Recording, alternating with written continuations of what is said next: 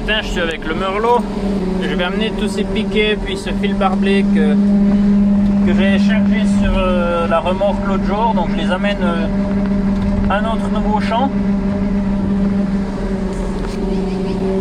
C'est de nouveau une journée nuageuse, il fait assez froid là, j'ai mis une grosse veste ce matin. J'ai dû mettre une veste, on n'a plus l'habitude. Mon chemin est barré. J'ai été un peu surpris. Je vais aller voir avant d'aller trop loin ce qui se passe. Au début j'ai cru que c'était des arbres qui étaient tombés avec la météo, mais je crois que c'est mon collègue qui est en train de... Ah ouais, c'est ça, c'est mon collègue, il est avec le petit bulldozer et puis il est en train de nettoyer le chemin pour pouvoir faire cette barrière. Donc là il va devoir aller un bout dans ce sens là avec son bulldozer pour pouvoir faire une barrière. Pour pouvoir faire, pas une barrière, la barrière dont j'amène les piquets. Voilà, donc je crois qu'il y a des arbres tout du long, donc je vais faire demi-tour. Voilà, je suis enfin sorti, j'ai dû rouler sur... j'ai dû faire une marche arrière sur une propriété privée. Mais c'est un voisin moi, donc je crois que on va juste lui dire ce qui s'est passé, ça devrait aller. Donc voilà, maintenant je vais retourner sur la route et puis je vais aller plus au nord et puis aller par l'autre côté. Et puis voilà, ça devrait fonctionner cette fois-ci. Voilà, ici il y a le collègue avec le petit bulldozer. Donc il doit juste faire un passage qui rejoindra la barrière de ce voisin chez qui j'ai dû tourner là. Et puis comme ça on pourra avoir la barrière qui va passer en travers et puis rejoindre cette autre barrière et on pourra avoir du bétail dans ce pré là. C'est le but de l'opération. Maintenant je vais essayer de me rendre sur ce petit chemin. Maintenant je vais décrocher mon convoi et puis je vais décharger ce qu'il faut que je décharge ici. Et ensuite je vais me diriger à la deuxième place où je vais décharger le reste. Ceux du dessus ils sont pas très faciles à prendre. Donc bon là je vais devoir reculer un petit peu parce que je suis dans l'autre. Mais ce que je me suis mis à faire c'est que je croche une chaîne au dessus. Et puis ça m'a aidé avant. On va voir si ça aide toujours. Alors on va juste reculer pour sortir du ballot de dessous.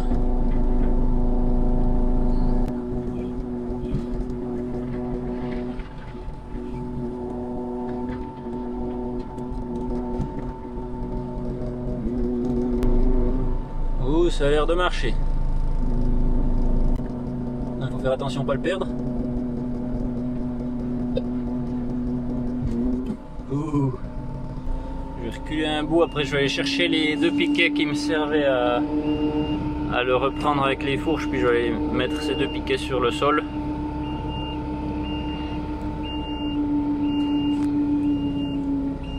Et ensuite je vais poser ces piquets là.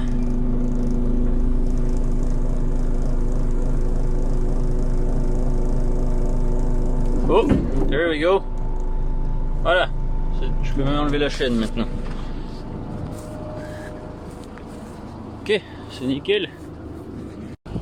Voilà, j'ai déjà mis 3 ballots ici. J'ai posé mes deux piquets. Les cerceaux en métal, ils étaient un peu rouillés, donc ils ont pété quand je les ai chargés. Et voilà, donc maintenant on a juste des span-sets qui les tient, ça a l'air de fonctionner.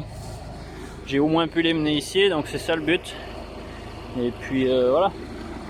Je vais encore décharger la moitié de ces piquets, après je vais décharger le barbelé. Maintenant ma palette de barbelé, je vais la poser à côté des ballots. Je vais assez doucement parce que il y a des trous par ici, puis ici un de ces rouleaux il tombe, il pourrait se dérouler, puis après il est fichu, il ne peut plus le réutiliser.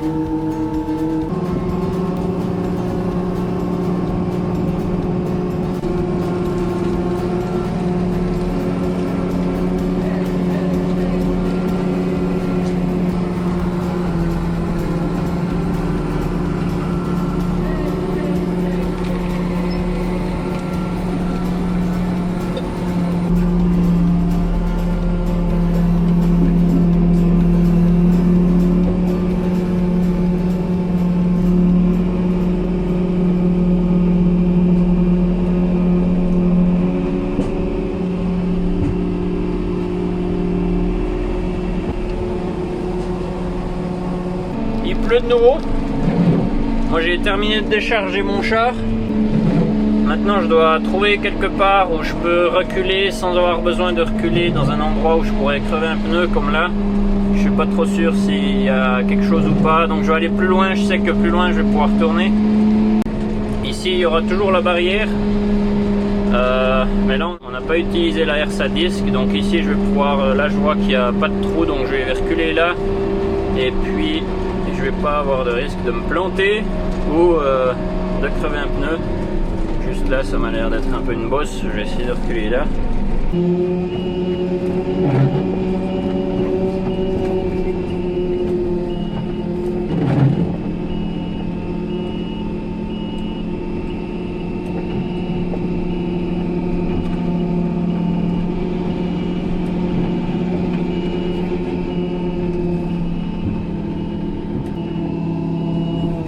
Parfait.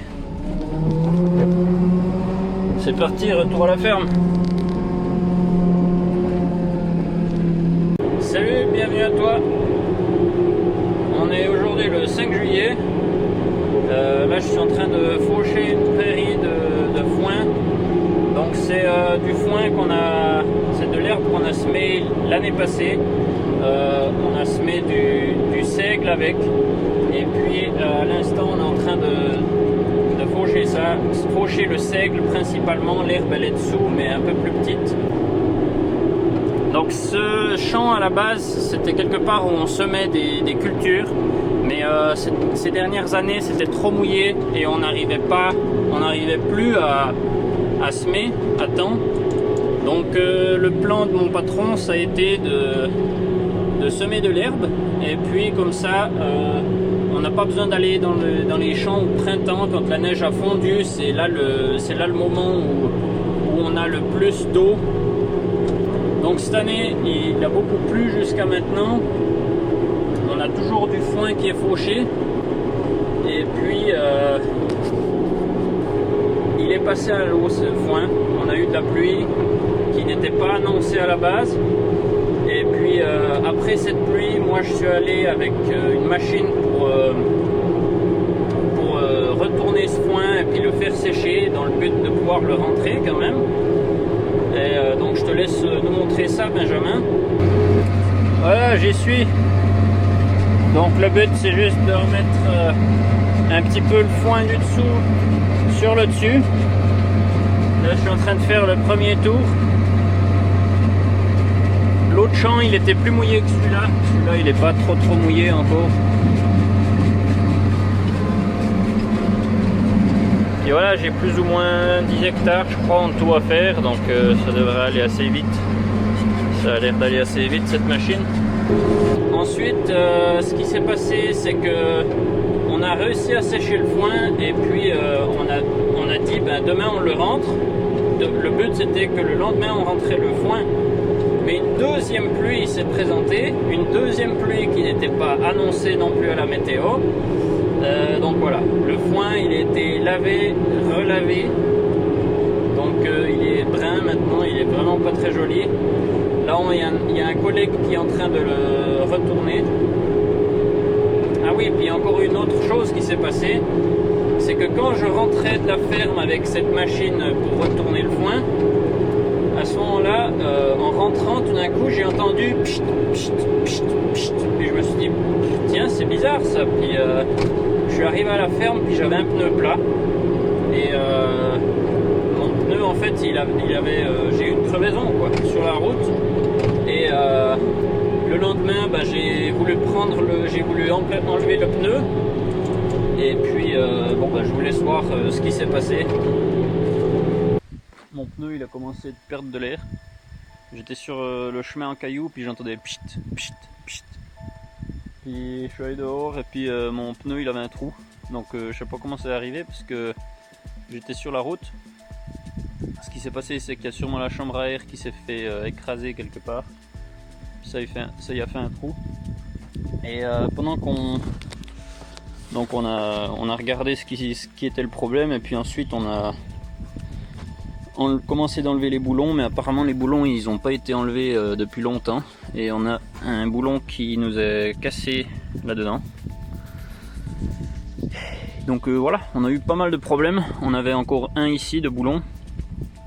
Et celui-là on a réussi à l'enlever hier.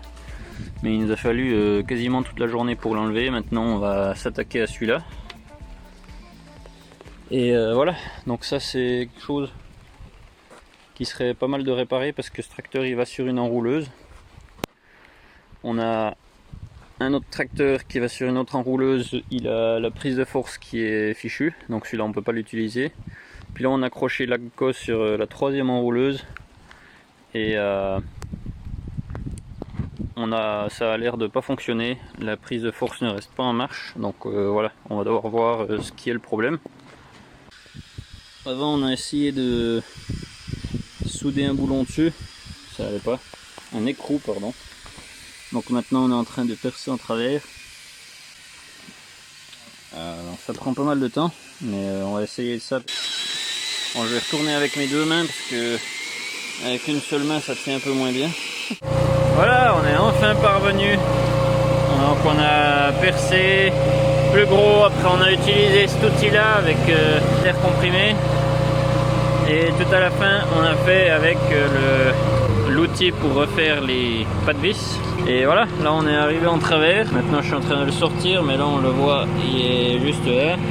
Maintenant on pourra prendre le merlot et puis remettre notre pneu en place. Et ce tracteur sera prêt pour aller faire des bottes. Même si le foin n'est plus prêt maintenant, parce qu'on a eu beaucoup de pluie finalement. Il a plu pendant une heure, on voit qu'on fait un peu de la boue là. Donc voilà. C'est comme ça, c'est la vie. Maintenant, c'est bientôt le week-end et puis pendant le week-end, il va de nouveau pleuvoir. Donc voilà, on a loupé notre fenêtre et puis c'est comme ça. Enfin, la fenêtre était plus courte que ce qu'ils nous ont dit, en vérité. Donc voilà, c'est dommage. Mais au moins on a réussi à repercer nos trous, donc ça c'est top, on est vraiment, on était content. Il nous a fallu 2 jours pour faire ça. Et on a vraiment essayé avec toutes sortes d'outils qu'on est censé, comme ce machin carré là, on est censé le planter dedans, dans le trou. Et puis après tourner, mais on a essayé, ça marchait pas. On a essayé avec ce carré là, un boulon derrière, ça fonctionnait pas non plus. Alors voilà, il y a des fois on est obligé d'aller jusqu'au bout, de percer et puis nettoyer ensuite le pas de vis. Donc voilà, à la fin on a réussi de réparer notre tracteur, on a réussi à remettre des boulons dedans, le pas de vis a été sauvé, donc ça on était content. Et puis on a eu de la pluie après ça. Maintenant le tracteur il est croché à l'enrouleuse et puis là il nous annonce une semaine de beau temps jusqu'au, ça fera le samedi, dimanche 16 juillet je crois. Théoriquement on n'a pas de pluie, on sait jamais trop à quoi s'attendre, mais voilà, c'est ce qu'ils disent. Donc c'est pour ça qu'on est en train de faucher plus de foin là maintenant. Là on voit où c'est assez épais, c'est tellement épais que c'est même retombé un petit peu. Je discutais avec Denis tout à l'heure et puis il m'expliquait un petit peu ce qu'on a semé au mois d'août passé. Donc apparemment il y a du raie gras, il y a de la luzerne, on la voit pas très bien, elle est assez, elle n'a pas encore bien poussé pour le moment. Et puis je crois qu'il y a du pâturin, une sorte de pâturin, et puis encore une plante, la fléole, voilà. La dernière c'est la fléole. On voit qu'il y a aussi des mauvaises herbes comme là. Et puis c'est un endroit où on a ramassé les cailloux. Jonathan il a ramassé les cailloux avec le ramasse-cailloux Kiwi PK là. Je sais pas si vous vous souvenez, on avait fait une vidéo l'été passé avec cette machine. Donc ici il avait ramassé les cailloux, je crois qu'il a vidé sa machine 140 fois dans ce champ. Et il y a toujours des cailloux, voilà. Donc je pense que les cailloux, on s'en débarrasse jamais vraiment. C'est quelque chose que vous connaissez peut-être aussi là, chez vous en Europe ou au Québec. Je crois qu'il y a aussi des gens qui me regardent depuis le Québec de temps en temps. Dans ce champ, je fais beaucoup les tours des étangs, il y a beaucoup de points mouillés un peu partout, donc je peux pas aller, sinon je vais me planter. Il y a aussi des espèces de points d'eau plats qui passent en travers comme des petits des ruisseaux, mais pas des ruisseaux en mouvement. Donc je vais devoir, on verra ce que je peux faire. On voit là que par exemple j'ai fait un petit peu des ornières, donc c'est vraiment un coin mouillé. Je vais essayer de faire mon mieux pour pas faire des... Le but c'est de ne pas faire des ornières dans cette nouvelle prairie qui a été semée fraîchement. Voilà, donc sinon aujourd'hui on a l'hélicoptère qui est là, il est en train de pulvériser des fongicides sur le colza. Donc ça c'est une chose qui se passe. Il y a aussi le collègue Heinrich, il est en train de retourner les andins là pour faire sécher ce foin, une fois pour toutes on espère. Et puis Jonathan il est en train de réparer un pulvérisateur. On a un deuxième pulvérisateur qui est là pour au printemps quand on fait les herbicides sur les prélevés. Il y a pas mal de travail pour ce pulvérisateur, donc c'est pour ça qu'on a un deuxième pulvérisateur et il y a pas mal de choses à réparer dessus, donc il est en train de travailler là-dessus là maintenant. Voilà. Sinon Joshua lui il est blessé malheureusement pour lui. C'est pas un moment, l'été n'est pas un moment où on a envie d'être blessé, donc je crois qu'il s'est, j'ai pas exactement compris, mais je crois qu'il s'est sorti un os ici dans l'épaule ou quelque chose, et puis pendant 2 mois il peut plus travailler, donc normalement il était censé être retourné à son travail là où il creuse des trous pour le pétrole, mais soit il restait avec nous et puis il était avec quelqu'un, ou bien il retournait chez lui mais il était tout seul, donc il a décidé de rester avec nous, ce qui est cool. C'est sympa d'avoir quelqu'un dans le coin avec qui parler, etc. Et puis pour lui c'est aussi mieux qu'on soit là, on peut lui donner un coup de main ici et là, parce qu'avec un bras il ne peut pas faire grand chose. Là je fais un peu des marques, c'est bien assez mouillé. Donc là on voit par exemple devant nous là, c'est une tache où c'était mouillé, donc j'ai pas pu aller, j'ai dû faire le tour.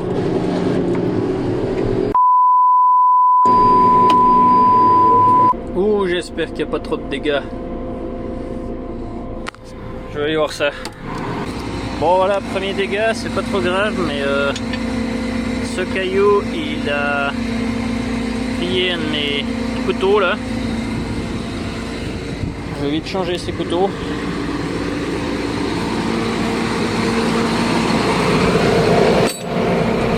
Voilà, bon, c'est réparé. J'étais pas trop à mon affaire, je pense. Je vous parlais un peu, donc voilà. Pour le moment, ça se pourrait que ça soit trop mouillé, donc c'est pas dit qu'on continue. Je vous tiens au courant plus tard. Maintenant, je vais me concentrer sur ma machine et puis sur mes cailloux, parce que voilà, pas faire plus de casse. Voilà, j'ai presque fini ce morceau, donc j'ai fait plus ou moins un tiers du champ. Maintenant je vais appeler mon patron et puis voir ce que lui il en pense. Ça pourrait que ça soit un peu trop mouillé, à mon avis ça pourrait être un peu trop mouillé. Je vais voir avec lui ce qu'il pense et puis on verra ce qu'on fait.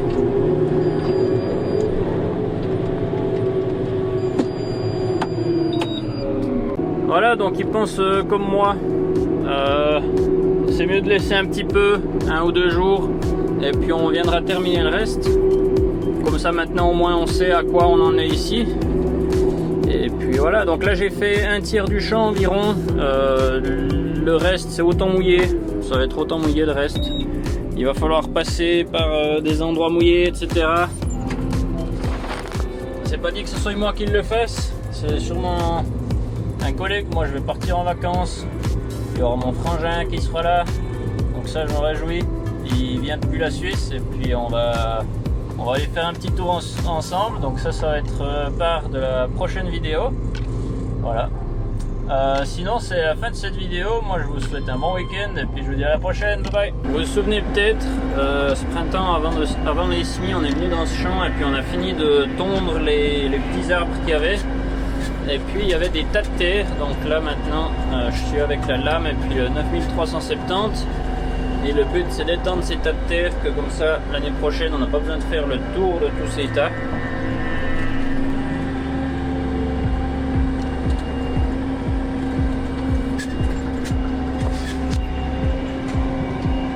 Il y a aussi un collègue qui est ici avec le ramasse-cailloux, comme ça il ramasse droit les cailloux derrière. Là j'avais un gros caillou là, celui-là il y a même deux gros cailloux, je crois qu'il y en a un autre à côté un peu là. Donc ces deux il va falloir les ramasser avec la pelle. Là il y a le collègue avec le ramasse-cailloux. Donc il y a quelques cailloux dans ces tas, donc le but c'est de les ramasser droit derrière. Il y a aussi des gros cailloux, pour ça on aura la pelle à pneus qui va venir après pour ramasser les plus gros cailloux. Mais voilà un petit peu le travail que ça donne à la fin. Et comme ça au moins avec le semoir on pourra aller tout droit en travers, on n'aura pas besoin de faire le tour de ces tas, ce qui est beaucoup plus agréable. Et surtout on gagne énormément de temps parce que tourner autour de tous ces petits tas, ça nous fait perdre beaucoup de temps en général. Maintenant je vais aller à l'autre bout de ce champ là, je crois qu'il y a encore quelques tas là-bas. Et puis ensuite j'irai dans d'autres prés. On a je crois 3 prés différents qui vont avec cette même c'est la même section, donc c'est emprunté, c'est loué au même propriétaire, mais c'est sur 3 différentes parcelles qui sont toutes séparées par des forêts.